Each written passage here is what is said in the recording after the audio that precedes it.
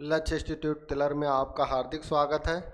आज हम पढ़ेंगे एक्सरसाइज 4.2 में क्वेश्चन नंबर 3। क्वेश्चन नंबर 2 तक हम प्रीवियस लेक्चर में कंप्लीट कर चुके हैं। तो क्वेश्चन नंबर हमारा 3 क्या कह रहा है, ऐसी दो संख्याएं ज्ञात कीजिए जिनका योग 27 हो और गुणनफल कितना हो, 182 हो। तो देखेंगे, तो देखिए इसमें पहले संख्याएं हमें क्या दे रखी, दो संख्याओं का योग दे रखा है, कितना दे रखा है, 27। तो जैसे यदि हम एक संख्या मान लें, यदि हम एक संख्या x मान लें, तो हमारी दूसरी संख्या क्या हो जाएगी। इसमें दे रखा है कि दो संख्याओं का योगफल, मतलब क्या है कि एक संख्या प्लस के दूसरी संख्या, एक संख्या प्लस के दूसरी संख्या बराबर कितना दे रखा है, 27।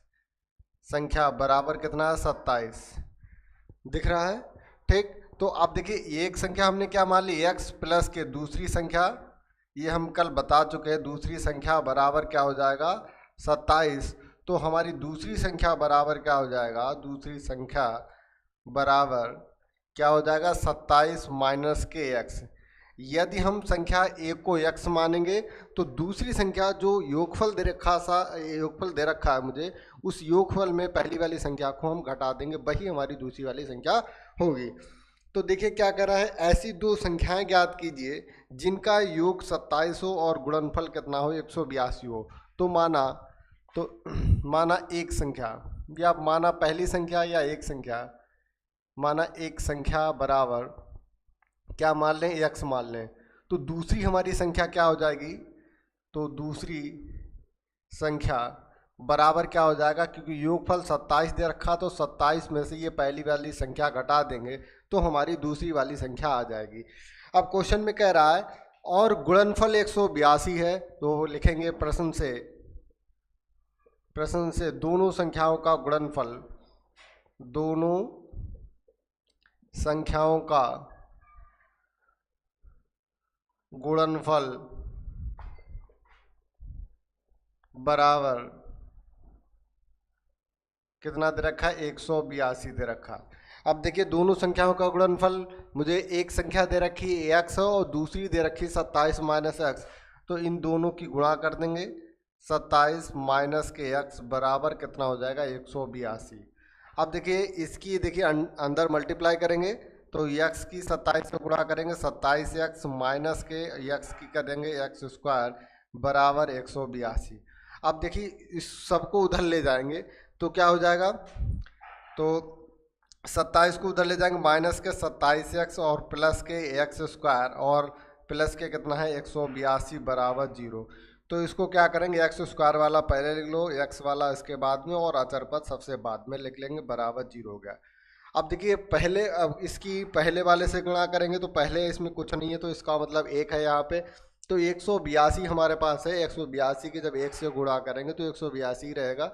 तो 182 के ऐसे गुणनखंड करना है कि जोड़ के, देखिए यहाँ पे चिन्ह क्या लगा, जोड़ प्लस का, तो इसका मतलब क्या है कि जोड़ के लाना कितना, 27। तो 182 का गुणनखंड कर लीजिए, 2 नेम 18, 2 एकम 2, अब किससे कटेगा, 7, 7 एकम 7, 7 21, 13 एकम 13। तो मुझे लाना कितना, 27 के जोड़ के लाना है, तो 7 दूनी 14, 14 और प्लस 13 कितना हो गया, 27 हो गया। क्या करेंगे, 14 प्लस के 13 बराबर कितना हो जाएगा, 27, और 14 और 13 की जब हम गुणा करेंगे तो हमारा कितना मिलेगा, 182 मिलेगा। तो यहाँ पे 27 की जगह पे क्या लिख दीजिए, क्या लिखेंगे, 14 और प्लस के कितना हो जाएगा, 13 और ब्रैकेट बंद x प्लस के 182 बराबर 0। अब x की देखिए अंदर जो मल्टीप्लाई करेंगे तो बाहर देखिए माइनस लगा, तो दोनों में माइनस आ जाएगा, माइनस के 14x माइनस के 13x और प्लस के कितना हो जाएगा, 182 बराबर के 0। अब देखिए क्या हो जाएगा, यहाँ से क्या देखिए कॉमन दिख रहा है, तो यहाँ से मुझे x कॉमन दिख रहा है, तो x माइनस के यहाँ पे कितना बचेगा, 14 बचेगा, माइनस के यहाँ से 13 कॉमन लेंगे तो x माइनस के 14 बचेगा, बराबर कितना हो जाएगा, 0। अब देखिए ये दोनों बराबर आ गए, ये x माइनस 14, x माइनस 14, तो एक बार x माइनस हम 14 लिख लेंगे और जो बचा हुआ क्या है, x माइनस यहाँ पे 13 बराबर 0 हो गया। अब क्या करेंगे, देखिए इसको हम मिटा दे रहे हैं, तब तक इधर हम मिटा दे रहे हैं।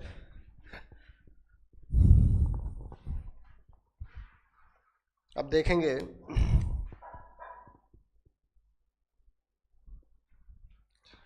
अब देखिए क्या है, या तो x बराबर x माइनस के 14 बराबर 0 हो जाएगा, या x माइनस के 13 बराबर 0 हो जाएगा। तो यहाँ पर x बराबर कितना आ जाएगा 14, और इधर क्या हो जाएगा x बराबर कितना आ जाएगा 13। अब देखिए इसमें दो मान आए, लिखेंगे यदि यदि पहली संख्या यदि पहली संख्या x बराबर पहली संख्या x बराबर 14 है, तो दूसरी संख्या हमारी क्या आ जाएगी, दूसरी संख्या 27 माइनस के 14 कितना आ जाएगा 13 आ जाएगा। और दूसरी बार क्या लिखेंगे, यदि हमारी जो पहली संख्या क्या दे रखी है, x दे रखी है, तो बराबर क्या है 13, तो दूसरी संख्या तो जो हमारी दूसरी संख्या है वो क्या आ जाएगी 27 माइनस के x, तो बराबर 27 माइनस के 13 बराबर के 14। यदि देखिए क्या है, यदि हमारी जो पहली संख्या 14 है तो दूसरी संख्या कितनी आ जाएगी 13, और यदि पहली संख्या हमारी 13 है तो दूसरी संख्या हमारी कितनी आ जाएगी 14। तो ये हमारा हुआ उत्तर, और क्वेश्चन नंबर हमारा 3 कंप्लीट हुआ। आई होप आपके अच्छे से समझ में आया होगा, ये सरल क्वेश्चन है। तो क्वेश्चन नंबर 3 हमारा हुआ कंप्लीट। अब देखेंगे क्वेश्चन नंबर 4, इसको हम मिटा रहे हैं। क्वेश्चन नंबर 4,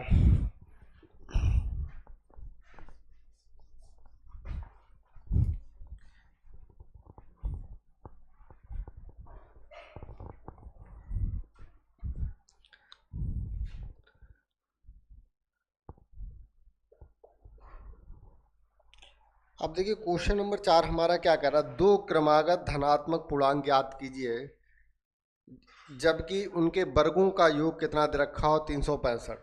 तो पहला धनात्मक पूर्णांक, पहला क्रमागत, पहला धनात्मक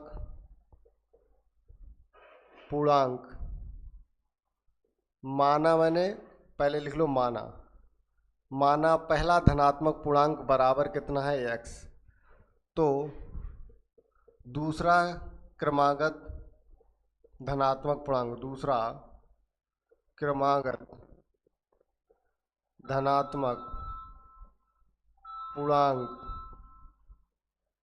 बराबर कितना हो जाएगा, धनात्मक क्रमागत का मतलब है उसके जस्ट आगे वाला, तो जस्ट आगे वाला क्या होता है x+1। मैंने कल बताया था, जैसे 2 है, 2 के बाद कितना आया 3, 3 के बाद 4, 4 के बाद 5, 5 के बाद थे। तो क्या करते हैं, जस्ट आगे वाला इसमें एक एक जोड़ते जाते हैं, जैसे ये एक एक, इसमें एक जोड़ा, इसमें एक जोड़ा 5, इसमें एक जोड़ा 6। क्रमागत का मतलब होता है जस्ट इससे आगे वाली संख्या। आप जैसे तीसरा अगर हम यहाँ पे लेते तो क्या हो जाता, x प्लस के कितना हो जाता 2 आ जाता। तो अब देखिए, आप प्रश्न से लिखेंगे क्या दे रखा है कि उनके वर्गों का योग 365 है। तो वर्गों का योग क्या है 365 है, तो x का स्क्वायर प्लस के x प्लस का 1 का होल स्क्वायर बराबर कितना है 365 है। अब देखिए इसमें a प्लस बी का होल स्क्वायर से खोल देंगे इसको, a प्लस बी का होल स्क्वायर सूत्र पता होना चाहिए आपको, क्या होता है a स्क्वायर प्लस के बी स्क्वायर प्लस के क्या होता है 2ab। ये सूत्र याद कर लेना, मोस्ट इंपॉर्टेंट सूत्र हैं। a प्लस बी का whole square, a minus B का whole square, a square minus B square का a माइनस के b का होल क्यू और a प्लस के b का होल क्यू। ये सभी सूत्र जो है मोस्ट इम्पॉर्टेंट है। मैंने जिस दिन सूत्र लिखाया था उस दिन भी बताया था कि इन सूत्रों का बहुत यूज आएगा आपका। तो हमारा चलिए इसमें ये सूत्र लगेगा। अब देखिए a की जगह पे क्या है x है, और b की जगह पे कितना है 1 है। अब देखेंगे इस x स्क्वायर को ऐसे ही रखेंगे। अब देखिए a का स्क्वायर मतलब x का स्क्वायर, b का स्क्वायर मतलब 1 का स्क्वायर, फिर 2 इंटू एक्स इंटू कितना हो जाएगा ए बी 1 हो जाएगा, बराबर कितना हो जाएगा 365। अब देखिए एक्स स्क्वायर प्लस के एक्स स्क्वायर कितना हो जाएगा 2x स्क्वायर, और 1 का स्क्वायर कितना आ जाएगा 1 ही रहेगा, तो ये 1 हो गया, प्लस के कितना हो जाएगा 2 और x, और ये बराबर के कितना हो जाएगा 365।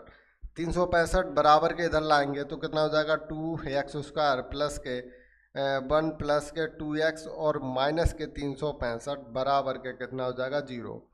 अब देखिए क्या हो जाएगा 2x²। अब देखिए 1 और ये माइनस कितना दे रखा 365, तो 1 इसमें से माइनस करेंगे कितना बचेगा 364 बचेगा।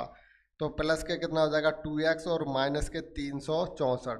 अब देखिए पूरी समीकरण को अगर हम 2 से भाग करते हैं कोई दिक्कत नहीं, दिक्कत है 2 से भाग करेंगे और 2 इधर जाएगा तो 0 हो जाएगा। तो हम क्या लिख सकते हैं 2 कॉमन ले लीजिए। चलिए 2 कॉमन लिया मैंने, क्या हो जाएगा x² प्लस के x माइनस के 2 एकम 2, 2 अट्ठे 16, 2 दूनी 4 बराबर 0। अब देखिए 2 इधर 0 है तो ये 0 ही हो जाएगा। तो हमारे पास क्या बचेगा x² प्लस के x माइनस के कितना हो जाएगा 182 बराबर 0। और 182 के अभी हमने गुणनखंड करे थे, कितना आए थे 13 और 14, यही तो थे शायद। तो देख लेंगे, ये 182 था शायद 182। तो कितना हो जाएगा 2 नेम 18, 2 एकम 2 और ये 7, 7 एकम 7, 7 तियाँ 21, 13। तो 7 दूनी 14, 14 और में से 13 कितना गया 1 गया, और 14 की गुणा जब 13 से करेंगे तो कितना हो जाएगा 182 हो जाएगा। तो इसकी जगह पे 14, x की जगह पे 14 माइनस के कितना 13 कर देंगे तो x² प्लस के x की जगह पे कितना 14 माइनस के 13, x माइनस के कितना हो जाएगा 182 बराबर 0 हो जाएगा। अब x की देखिए अंदर मल्टीप्लाई कर दीजिए, इसको हम उधर मिटा रहे हैं, अभी इसको मिटा दे रहे हैं।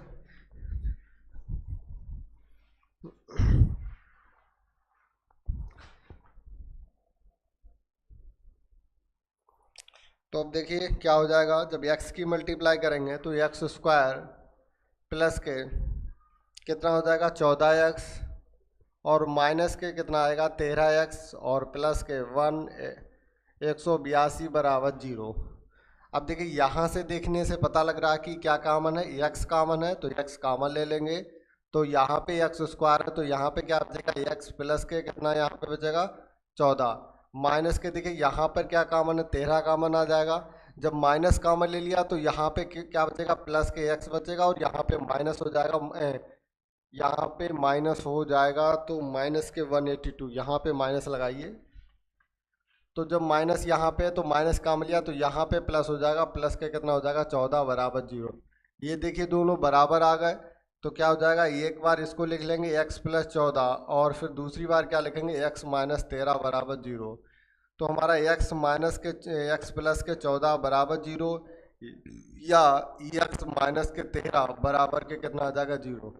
तो इसे लिख सकते हैं x माइनस के 14 और यहाँ से हमें क्या मिलेगा x बराबर 13। अब देखिए क्वेश्चन से हमें क्या लेना है, धनात्मक पूर्णांक लेना है। अब देखिए ये हमारा क्या आ गया ऋणात्मक आ गया, इसको हम इसलिए क्या करेंगे नेग्लेक्ट, इसको हम नहीं लेंगे, इसको हम लेंगे। क्यों लेंगे, क्योंकि ये हमारा धनात्मक है और ये हमारा ऋणात्मक है। तो लिखेंगे पहला धनात्मक पूर्णांक, तो पहला धनात्मक पूर्णांक बराबर यक्स था तो यक्स का मान कितना हमारा 13 आ गया। दूसरा धनात्मक पूर्णांक, दूसरा क्रमागत धनात्मक पूर्णांक बराबर कितना आ जाएगा यक्स प्लस के कितना है 1। तो यक्स का मान कितना 13 प्लस के 1 बराबर कितना आ जाएगा 14।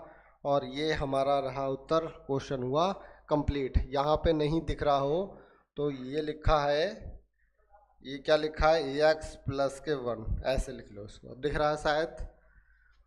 तो ये क्वेश्चन नंबर 4 हमारा हुआ कंप्लीट। और अब देखेंगे क्वेश्चन नंबर 5, इसको हम मिटा रहे हैं।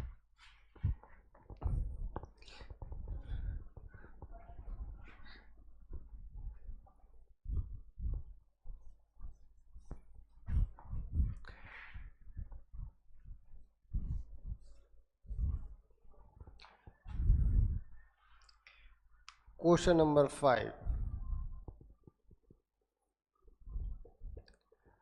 अब देखिए क्वेश्चन नंबर 5 हमारा क्या कह रहा है, एक समकोण त्रिभुज की ऊंचाई जिसके आधार से 7 सेंटीमीटर कम है, यदि कर्ण 13 सेंटीमीटर का हो तो अन्य दो भुजाएं ज्ञात कीजिए। तो समकोण त्रिभुज, पहले तो समकोण त्रिभुज आना चाहिए। कैसा होता है समकोण त्रिभुज? समकोण त्रिभुज जिसमें एक कोण हमारा 90 डिग्री का हो, तो ये हमारा क्या बन गया? समकोण त्रिभुज बन गया। इसको ए ले लीजिए, इसको बी ले लीजिए, इसको सी ले लीजिए। अब कह रहा है कि एक समकोण त्रिभुज जिसकी ऊंचाई उसके आधार से 7 सेंटीमीटर कम है। मतलब क्या है? ऊंचाई आधार से 7 सेंटीमीटर कम है। इसका मतलब मैंने अगर आधार 1 सेंटीमीटर मान लिया तो इसका मतलब उसकी जो ऊंचाई है क्या हो जाएगी? x माइनस के 7 सेंटीमीटर हो जाएगी।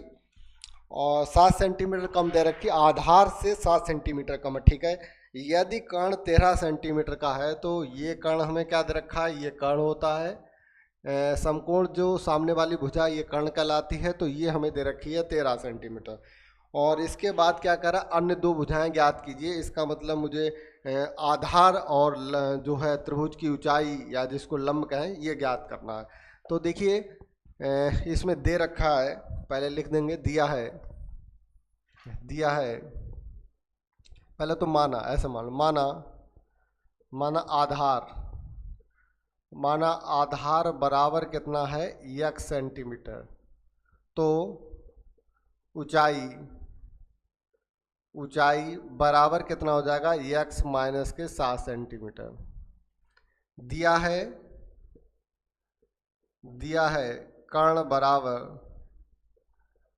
बराबर कितना दे रखा? 13 सेंटीमीटर। अब देखिए जो एक पाइथागोरस प्रमेय होती है, पाइथागोरस प्रमेय आपने पढ़ रखी होगी। पाइथागोरस प्रमेय क्या कहती है? पाइथागोरस ये आपने 9th में पढ़ रखी होगी। तो पाइथागोरस प्रमेय क्या होती है? कर्ण का स्क्वायर बराबर लंब का स्क्वायर प्लस के आधार का स्क्वायर। ये समकोण त्रिभुज में पाइथागोरस प्रमेय लगती है। सिर्फ क्या है ये? पाइथागोरस प्रमेय उसी त्रिभुज में लगेगी जिसमें एक कोण हमारा 90 डिग्री का होगा, तभी लगेगी।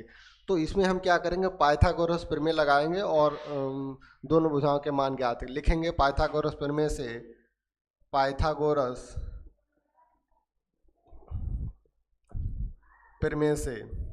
अब पाइथागोरस प्रमेय हमारी क्या होती? कर्ण का स्क्वायर बराबर लंब का स्क्वायर, या ऊंचाई लिख सकते हो, कोई दिक्कत नहीं, इसी को लंब कहते हैं। तो इसमें ये ऊंचाई दे रखी है तो ऊंचाई कह सकते हैं, कोई दिक्कत नहीं है इसमें। तो ऊंचाई का स्क्वायर प्लस के क्या हो जाएगा? आधार का स्क्वायर। अब देखिए जो कर्ण हमें क्या दे रखा है? 13 दे रखा है। तो 13 का स्क्वायर बराबर ऊंचाई कितनी हमें दे रखी? x माइनस के 7 का होल स्क्वायर प्लस के आधार दे रखा है x स्क्वायर।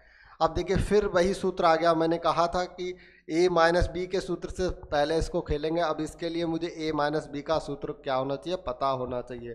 तो सूत्र हमारा a माइनस बी का सूत्र क्या होता है? सूत्र a माइनस बी का होल स्क्वायर बराबर क्या होता है? a स्क्वायर प्लस के b स्क्वायर माइनस के क्या होता है? 2ab होता है। अब देखिए 13 का जब स्क्वायर करेंगे तो कितना हो जाएगा? 169 आ जाएगा। यहाँ पे देखिए x का स्क्वायर हो जाएगा प्लस के 7 स्क्वायर माइनस के 2 गुणा x गुणा कितना हो जाएगा? 7, और प्लस का कितना हो जाएगा? x square. अब देखिए इस 169 को भी उधर ले जाएंगे बराबर के, तो कितना हो जाएगा? माइनस के 169 हो जाएगा। तो x स्क्वायर देखेंगे प्लस 7 सत्ते 49 और माइनस के 7 दूनी 14x प्लस के कितना दे रखा है? x स्क्वायर माइनस के 169 बराबर के कितना आ जाएगा? 0। अब देखिए इस x स्क्वायर को x स्क्वायर से जोड़ेंगे, कितना आ जाएगा? 2x स्क्वायर आ जाएगा। अब माइनस के कितना हो जाएगा? 14x, और इसमें से देखिए ये 49 घटा देंगे, कितना आ जाएगा? तो माइनस के बचेगा 9 में से 9 गया 0, 6 में से 4 गया कितना बचा? 0, और 120 बराबर के हो गया 0। यहाँ पे बचा 120। अब देखिए यहाँ पे मुझे पता लग रहा है कि देखिए कितना कॉमन आ रहा है? पूरी समीकरण से 2 कॉमन आ रहा है, तो इसको मिटाएंगे। अब देखिए 2 कॉमन ले लेंगे।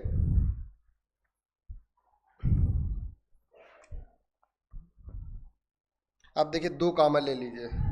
जब हम 2 कॉमन लेंगे तो कितना आ जाएगा? x स्क्वायर माइनस के यहाँ पे 2 सत्ते 14, यहाँ पे कितना आ जाएगा? 7 आ जाएगा, 7x, और माइनस के 2 छंग 12 60 बराबर कितना आ जाएगा? 0।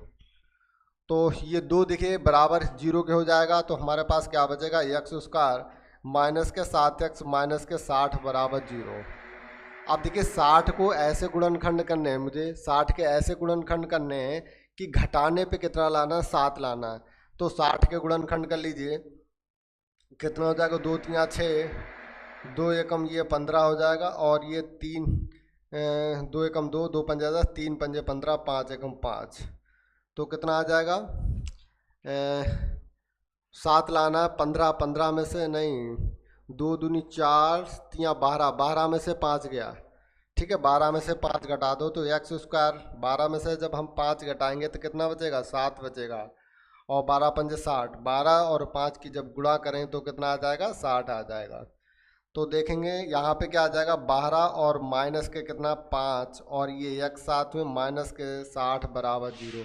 अब इस एक्स की गुणा करेंगे तो एक्स स्क्वायर माइनस के कितना आ जाएगा, 12x, और ये माइनस माइनस प्लस के कितना आ जाएगा, 5x, और माइनस के 60 बराबर के कितना आ जाएगा, जीरो। अब देखिए यहाँ से मुझे पता लग रहा है क्या कॉमन है, यहाँ पर x कॉमन है और यहाँ पे कितना है, 5 कॉमन है, तो कॉमन ले लेंगे।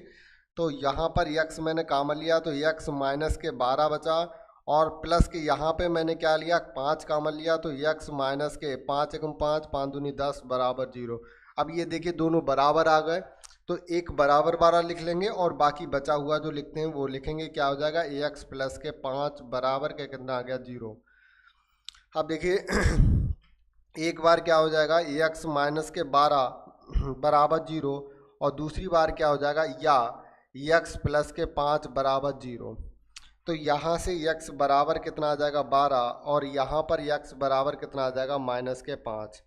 अब देखिए x बराबर ये 12 हो जाएगा, 12 माइनस 12 में से 7 गया, कितना आ जाएगा, 5 आ जाएगा। अब देखिए यहाँ पर जब माइनस लेंगे तो माइनस का 5 लेंगे, तो यहाँ पे पहली बात तो ये लंबाई दूरी माइनस में नहीं होगी, माइनस में अगर लेंगे तो माइनस के 7 5 12 आ जाएगा, तो ये दूरी है इसलिए इसको माइनस में हम नहीं लेंगे। तो क्या लेंगे, x बराबर हमारे पास कितना आ गया, 12 आ गया। तो अब इसको क्या करते हैं, यहाँ पे लिख देते हैं, यहाँ पे लिख देते हैं।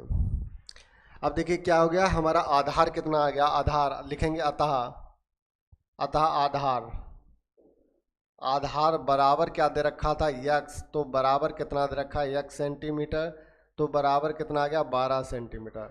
तो ऊंचाई कितनी हो जाएगी, ऊंचाई है कितना, x माइनस के 7 बराबर 12 माइनस के 7 बराबर कितना आ जाएगा, 5 सेंटीमीटर। ये हमारा उत्तर कंप्लीट हुआ, और ये क्वेश्चन नंबर 5 हमारा कंप्लीट हुआ। और अब देखेंगे क्वेश्चन नंबर 6। तो question number 6,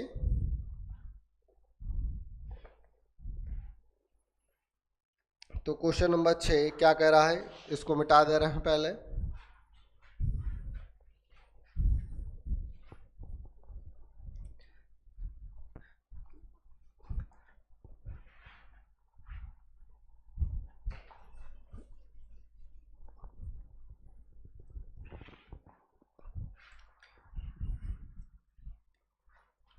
question number 6, question number 6 है, एक कुटीर उद्योग एक दिन में कुछ बर्तनों का निर्माण करता है।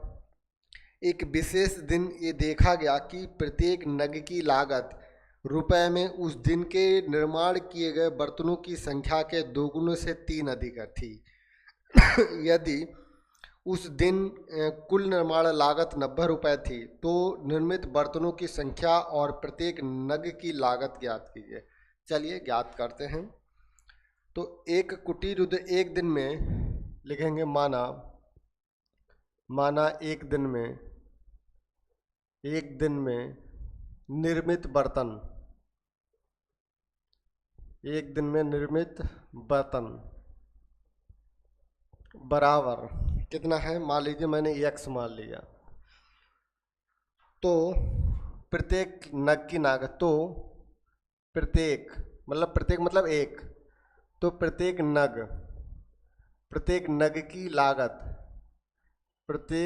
की लागत बराबर, प्रत्येक नग की लागत कितनी हो जाएगी, तो प्रत्येक नग की लागत अब देखिए क्या दे रखा है, उस एक विशेष दिन ये देखा कि हाँ लागत रुपए में उस दिन के निर्माण किए गए बर्तनों की संख्या के 2 गुने, बर्तनों की संख्या के 2 गुने से 3 अधिक है। मतलब क्या है, जो हमारा एक बर्तन है उसका मूल्य कितना है, 2x प्लस 3 रुपये है। इसको ब्रैकेट में लिख लेंगे। तो इसका मतलब हमने बर्तन कितने बनाए, x बनाए। भाई एक दिन में बर्तन बनाए, x बनाए, और एक बर्तन की कीमत क्या है, 2x प्लस के कितना है, 3 है। तो x से हम 2x प्लस 3 की गुणा जब करेंगे तो इसका मतलब हमें क्या मिल जाएगा, उस दिन जितने भी बर्तन हमने बनाए हैं उसका टोटल लागत मूल्य मुझे मिल जाएगा। तो क्या करेंगे, अब लिखेंगे उस दिन कुल लागत उस दिन की कुल लागत 90 रुपये थी। लिखेंगे प्रश्न से उस दिन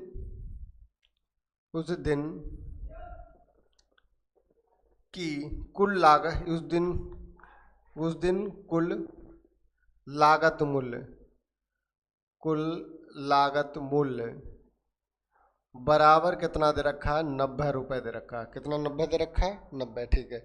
तो निर्मित बर्तनों की संख्या और प्रत्येक नग की लागत बताइए।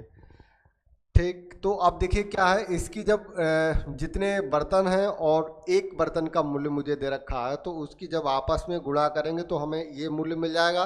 तो गुणा कर देंगे, तो x की गुणा किससे करेंगे, ये 2x प्लस के 13 और बराबर के कितना आ जाएगा, 90। अब x की अंदर गुणा करेंगे, 2x स्क्वायर प्लस के कितना आ जाएगा, 13x बराबर के कितना आ जाएगा, 90। अब 90 को देखिए इधर ले आइए, तो 2x स्क्वायर प्लस के 13x और माइनस के 90 बराबर के कितना हो जाएगा, 0। अब देखिए अंतिम की पहले वाले से गुणा करते हैं तो कितना हो जाएगा, 9 दूनी 18, कितना हो जाएगा, 180 आ जाएगा। अब 180 के ऐसे गुणनखंड करेंगे कि घटाने पे कितना मुझे लाना है, 13 लाना है। तो गुणनखंड कर लीजिए, 2 नेम 18, 90 हो गया, और ये 2 चौक 8, 2 पंजे 10, 45 हो गया। तो ये 3 से कटेगा, तो 3 एकम 3, 3 पंजे 15, और ये फिर से 3 से 3 पंजे 15 और 5 एकम 5 आ जाएगा। तो इसका मतलब आप देखिए गुणनखंड करते हैं, मुझे लाना कितना है, 13, वो भी घटा के लाना है। तो 3 तिया 9 दूनी 18, 5 दूनी 10, नहीं हो जाएगा। 3 पंजे 15, 3 दूनी 6 दूनी 12, तो कितना आएगा, 3 तिया 9 दूनी 18 और 5 दूनी 10, 3 तिया 9, 3 तिया 9 दूनी 18 और नहीं 5 तिया 15, 3 तिया 9 दूनी 18, तो 3 दूनी 6, 5 तिया 15 दूनी 30, 5 दूनी 10, 3 तिया 9 दूनी 18, 18 10। तो जो हमारे गुणनखंड आएंगे वो क्या आएंगे, 5 तिया 15 और में से 3 दूनी 6 दूनी 12, 15 में से 12 को घटाएंगे, यहाँ पे कुछ गड़बड़ तो नहीं आया, 13x दे रखा, कुछ गड़बड़ है, 13 नहीं 3 है यहाँ पे। भाई तुम कह रहे क्यों नहीं आ रहा, 3 है, ठीक है, क्या है, 3 दे रखा है। तो 5 तिया 15 और 3 दूनी 6 दूनी 12, ठीक है। 15 में से 12 को घटाएंगे, 15 में से जब 12 को घटाएंगे कितना बचेगा, 3 बचेगा, और 15 और 12 की जब हम गुणा करेंगे तो कितना आ जाएगा, 180 आ जाएगा। तो यहाँ पे क्या करिए, 2x स्क्वायर प्लस के 3 की जगह पे क्या लिखिए, 15 माइनस के 12 और x माइनस के 90 बराबर के कितना हो गया, 0। अब x की गुणा कर दीजिए, 2x स्क्वायर प्लस के कितना है, 15x माइनस के 12x और माइनस के 90 बराबर के 0। यहाँ से देखिए x कॉमन आ गया तो कितना आ जाएगा, 2x प्लस के 15 और माइनस के यहाँ पे कितना कॉमन आएगा, ये आएगा 6 दूनी 12, 6 कॉमन ले लीजिए तो आ जाएगा 6 दूनी 12, 2x प्लस के कितना आ जाएगा, 15, 6 कम 6 और यहाँ पे 6 पंजे 30 बराबर 0। ये देखिए दोनों बराबर आ गए, तो इसमें लिख लेंगे 2x प्लस के 15 और यहाँ पे हमारे पास क्या बचा, x माइनस के 6 बराबर 0। अब देखिए एक बार क्या हो जाएगा, 2x प्लस के 15 बराबर 0 और या x माइनस के 6 बराबर के कितना आ जाएगा, 0। तो यहाँ से मुझे क्या मिलेगा, यहाँ पे लिखते हैं।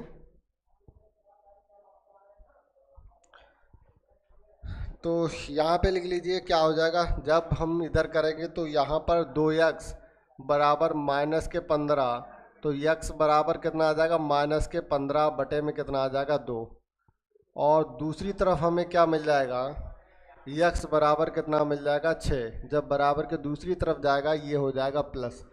अब देखिए क्योंकि बर्तन बनाने हैं तो ये माइनस का नहीं आएगा, क्योंकि इसमें माइनस का चिन्ह लगा है, तो हम ये x बराबर 6 लेंगे। तो एक दिन में निर्मित बर्तन लिखेंगे, अतः एक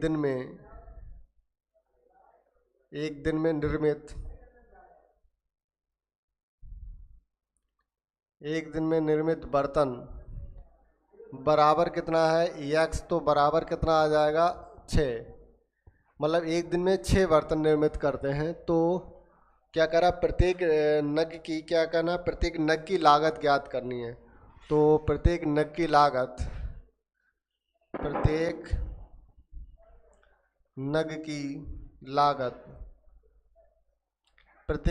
लागत क्या दे रखी है, प्रत्येक नग की लागत दे रखी है 2x प्लस के कितना दे रखा, 3 रुपये। अब देखिए 2x की जगह पे कितना 6 रख लीजिए, प्लस के 3, तो बराबर 6 दूनी 12 प्लस के 3 बराबर कितना हो गया, 15 रुपये। इसका मतलब क्या है, जो हमारा प्रत्येक बर्तन का मूल्य जो हमारा क्या हो गया, 15 रुपये हो गया। तो एक्सरसाइज हमारी जो है ये क्वेश्चन नंबर 6 हमारा कंप्लीट हुआ, और इसी के साथ हमारी एक्सरसाइज 4.2 हुई कंप्लीट।